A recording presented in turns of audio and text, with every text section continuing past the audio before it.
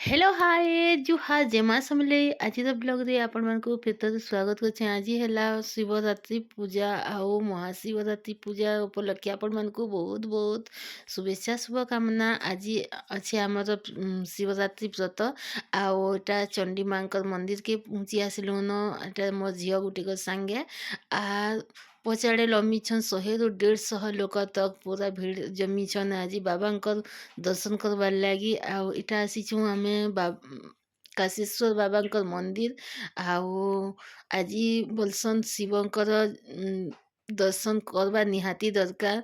से लगी तो सब भक्त मैंने आज भीड़ रे लमिछन इटा बाबांकर मंदिर के आसलु।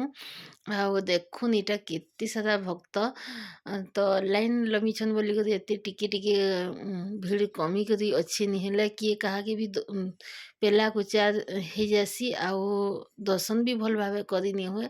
तो लाइन लम्बाटा ठीक है से आड़े देखुन मंदिर चारि पाखे पूरा लाइन लम्बी करी एका धाड़ी बांधी करी आसुछन। आउ भीड़ लगी एका दर्शन करवार लगी पूरा 2 घंटा लागला।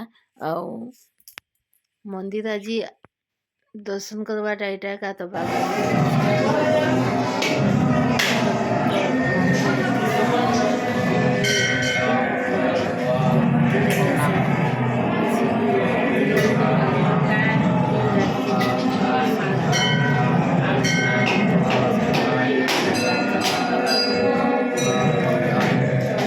बाबा को आज तो पूरा फूल बिलपतर पूरा निहितिला बाबा को लिंग को केबे भी दर्शन करनी है जेबे भी आसू ना फूल बेलपतर पूरा छावनी ही करी थिसन।